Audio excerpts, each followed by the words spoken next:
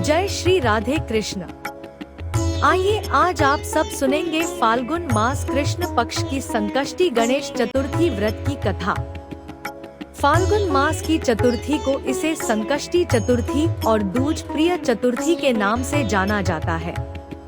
इस दिन विशेष प्रकार से भगवान गणेश जी के हेरम्ब नामक स्वरूप की पूजा करनी चाहिए। यह व्रत सभी प्रकार के मनोकामनाओं को पूर्ण करने वाला है तथा सभी प्रकार के दुख और कष्टों को दूर करने वाला है। तो आइए सुनते हैं फाल्गुन मास की संकष्टी गणेश चतुर्थी व्रत की कथा। तो बोलिए प्रेम से भगवान गणेश की जय, चौथ माता की जय, सर्व देवी देवता की जय। एक बार की बात है, भगवान गणेश से माता पार्वती जी ने पूछा कि हे गजानन, फाल्गुन कृष्ण चतुर्थी को गणेश जी की पूजा कैसे करनी चाहिए? इस महीने में किस नाम से पूजन होता है और आहार में क्या ग्रहण करना चाहिए? गणेश जी ने कहा कि हे माता, फाल्गुन चतुर्थी को हेरम्ब नाम के गणेश जी की पूजा करनी चाहिए। पूजा का विधान पूर्वोक्त रूप से है। इस दिन खीर में कनेर का फूल मिलाकर गुलबांस की लकड़ी से हवन करना चाहिए। विद्वानों का मत है आहार में घी और चीनी ले। इससे संबंधित एक पूर्वकालिक इतिहास आपको सुनाता हूँ। एक बार की बात है, युधिष्ठिर के प्रश्न के उत्तर में जैसे श्री कृष्ण जी ने कहा था, मैं उसे सुनाता हूँ। श्री कृष्ण जी ने कहा, प्राचीन काल में युवनाश्व नामक एक राजा हुए थे। वे धर्मात्मा, उदारदाता, देवताओं एवं ब्राह्मणों के पूजक थे। उस राजा के राज्य में विष्णु शर्मा नामक एक तपस्वी ब्राह्मण रहते थे। वे वेदवेता एवं धर्म शास्त्रज्ञ थे। उनके 7 पुत्र हुए जो सभी धनी और धान्य समृद्धि आदि से परिपूर्ण थे, परंतु पारस्परिक कलह के कारण सब अलग होकर रहने लगे। विष्णु शर्मा प्रत्येक पुत्रों के घर में क्रमशः एक दिन भोजन करते थे। बहुत दिन बीतने के बाद वे बूढ़े होकर कमजोर हो गए। वृद्ध होने के कारण उनकी सभी बहुएं उनका अनादर करने लगी। वे तिरस्कृत होकर रोते रहते थे। एक समय की बात है, विष्णु शर्मा गणेश चतुर्थी व्रत रहकर अपनी बड़ी पुत्रवधू के घर गए। उस ब्राह्मण ने कहा कि हे बहरानी, आज मैं गणेश जी का व्रत कर रहा हूँ, तुम पूजन सामग्री जुटा दो। गणेश जी प्रसन्न होकर तुम्हें प्रचुर धन देंगे।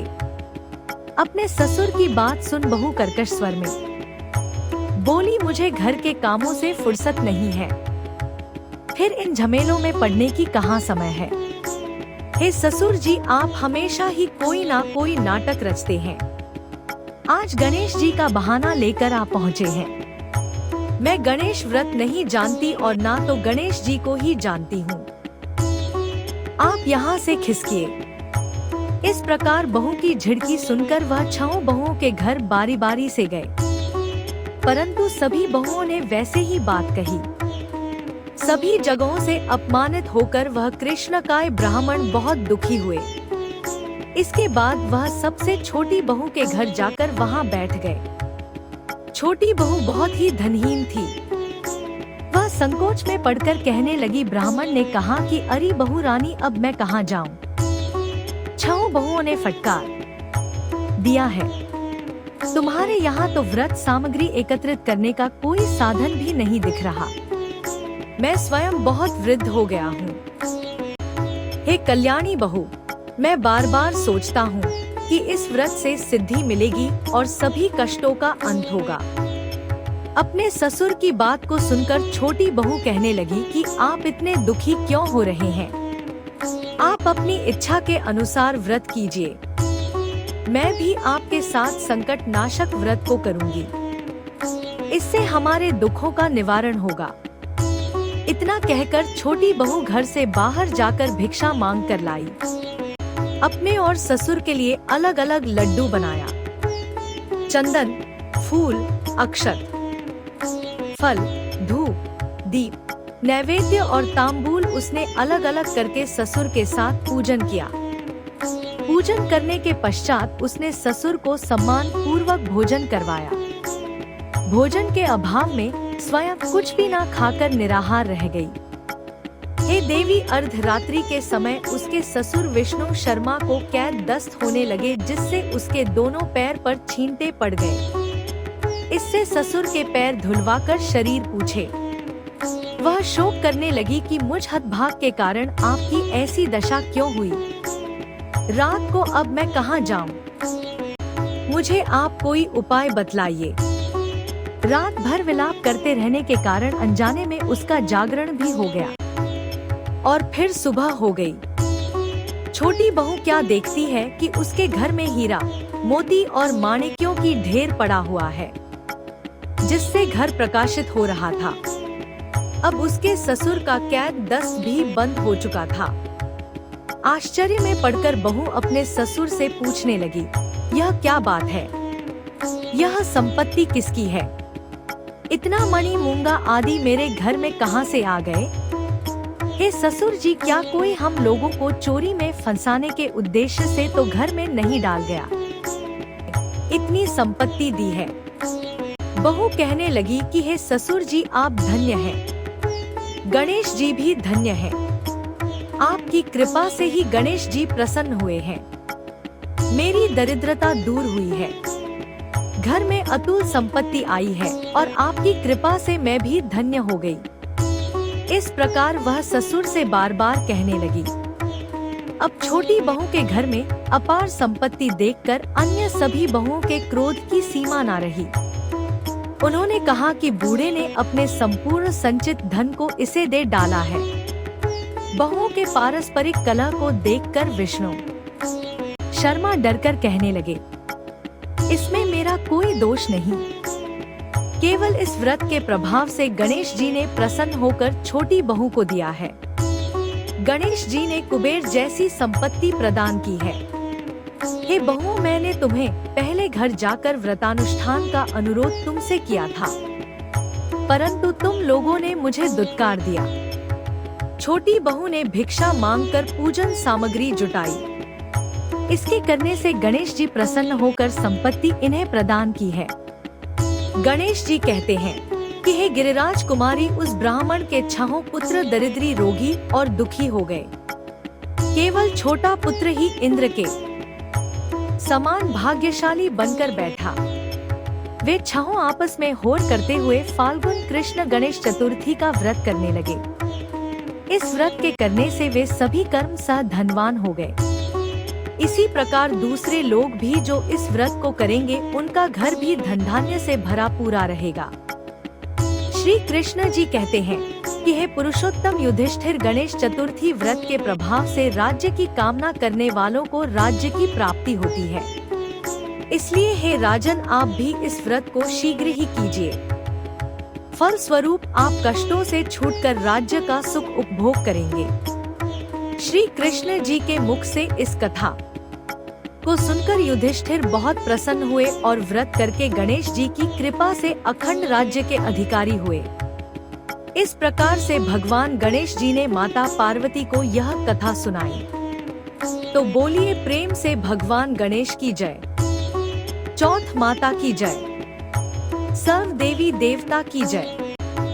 जो भी फाल्गुन मास कृष्ण पक्ष की संकष्टी गणेश चतुर्थी का व्रत धारण करते हैं, उन्हें चाहिए कि चतुर्थी की सुबह उठकर के स्नान आदि करके शुद्ध वस्त्र धारण करें, भगवान सूर्यनारायण को अर्घ्य प्रदान करें और फिर व्रत का संकल्प लें। इस दिन विशेष प्रकार से सुबह के समय में और खास करके चंद्रोदय से कुछ पूर्व स्नान आदि करके शुद्ध वस्त्र धारण करें। एक अच्छा सा जगह लें। उस जगह को अच्छे से पवित्र करके एक चौकी लगाएं। उसके ऊपर लाल कपड़ा बिछा करके या पीला कपड़ा बिछा करके भगवान गणेश की फोटो या प्रतिमा आदि को रख के भगवान गणेश जी का पूजन करें। साथ ही चौथ माता का पूजन करें। इनका गंध, पुष्प, धूप, दीप आदि से पूजन करें। विशेष करके दुर्वादल सिंदूर चढ़ाएं। मोदक आदि का अनेक प्रकार के नैवेद्यों का भगवान गणेश जी को भोग लगाएं। जल से आचमनी करवाएं। मुख शुद्धि के लिए पान पत्र, सुपारी, लौंग, इलायची के साथ में अर्पित करें। द्रव्य दक्षिणा चढ़ाएं और फिर कथा आदि का श्रवण करें। भगवान गणेश जी के स्तोत्र चालीसा आदि का पाठ या श्रवण करें। भगवान गणेश जी की आरती करें, निराजन करें और फिर चंद्रोदय होने पर चंद्र देवता को कच्चे दूध का या जल का अर्घ प्रदान करें। उस समय ओम सोम सोमाय नमः या दधीशम तसाराभम शिरोदार वसंभव नमामि शशिम सोमम शंभूर मुकुट भूषणम इन मंत्र से चंद्र देवता को अर्घ आदि प्रदान करके उन्हें नमस्कार करें, प्रणाम करें और फिर व्रत को पूर्ण कर सकते हैं। इस व्रत में आप चाहे तो निर्जला भी व्रत को धारण करें। यह संभव न हो पाए तो एक समय फलाहार ग्रहण करके व्रत को धारण करें।